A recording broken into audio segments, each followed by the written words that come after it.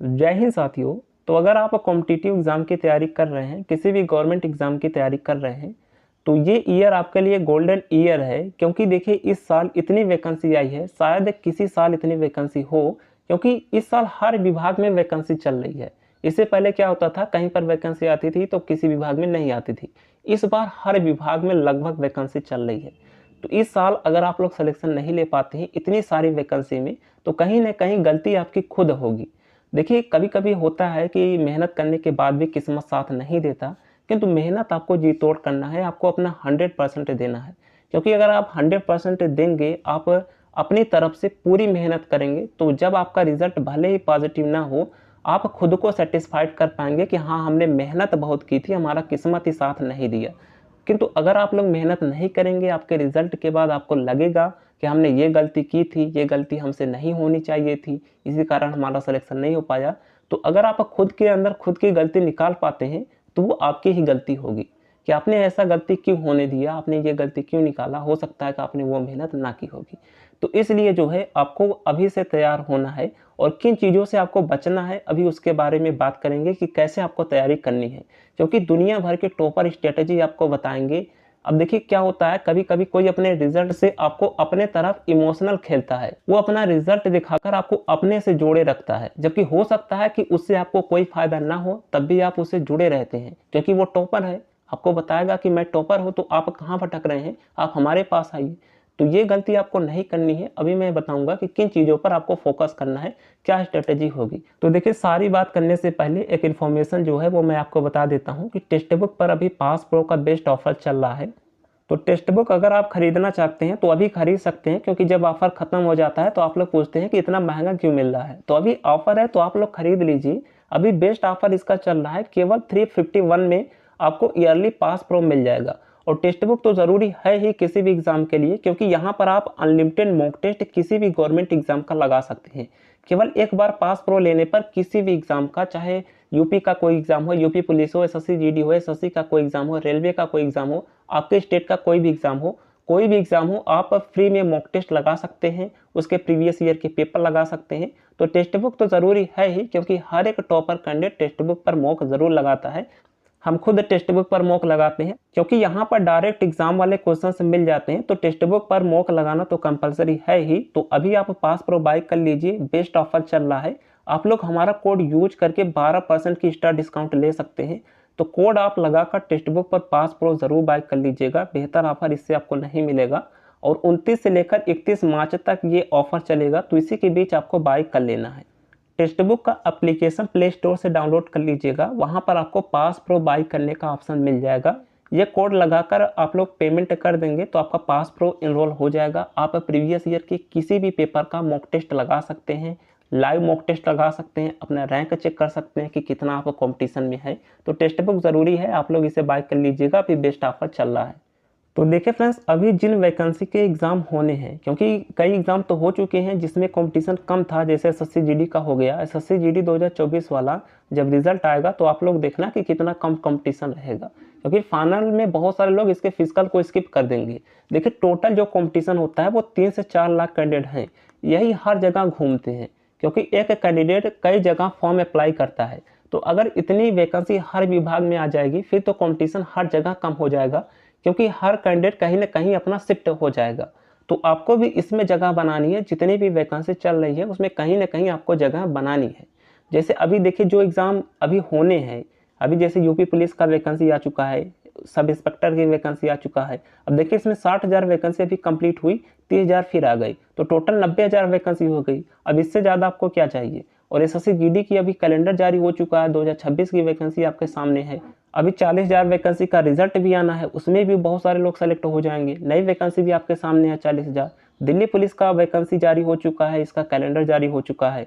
Railway group D का exam होना है 32,000 से ज़्यादा पदों पर। एनटीपीसी का एग्जाम होना है, बीएसएफ एचसीएम का एग्जाम होना है, सीआईएसएफ फायरमैन का होना है, अग्निवीर का होना है, आरपीएफ का एग्जाम हो चुका है, इसमें भी कॉम्पिटिशन थे, तो 5,000 लगभग इसमें भी सेलेक्ट होंगे। तो इतना ज़्यादा वैकेंसी है, आपको कहीं ना कहीं सिलेक्शन लेना है। अगर आपका सिलेक्शन कहीं पर नहीं हो रहा है तो आपको खुद को जज करने की ज़रूरत है कि क्या गलती आपकी है। और बात करते हैं स्ट्रेटजी के बारे में कि स्ट्रेटजी क्या है। अब देखिए यहाँ पर मैं अपना रिजल्ट दिखाकर आपको यहाँ पर जोड़ने नहीं आया हूँ, क्योंकि हम जो भी वीडियो बनाते हैं वो इन्फॉर्मेशनल वीडियो बनाते हैं। ऐसा नहीं है कि डेली आपको टास्क देंगे, डेली आपको टेलीग्राम से जोड़ेंगे। दुनिया भर के नोट्स, कितने नोट्स आप लोगों ने अब तक अपने फ़ोन में सेव कर लिए होंगे, किंतु उसका कोई अर्थ नहीं होगा।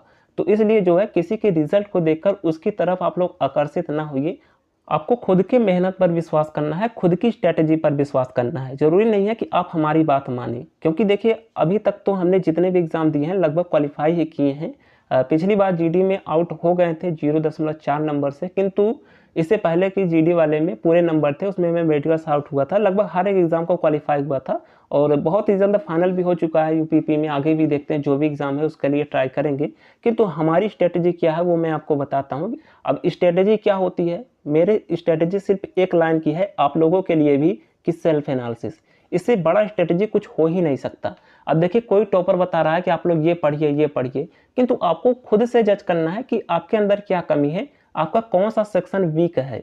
टॉपर तो बताएगा, क्योंकि हो सकता है कि टॉपर कुछ चीज़ ना बताए जो आपका कमज़ोर हो, तो इसलिए आपको खुद से एनालिसिस करना होगा। आप लोग एनालिसिस अगर नहीं कर पा रहे हैं तो मॉक लगाइए, आपको खुद पता चल जाएगा कि क्या चीज़ आपका वीक है, किस पर आपको फोकस करना है।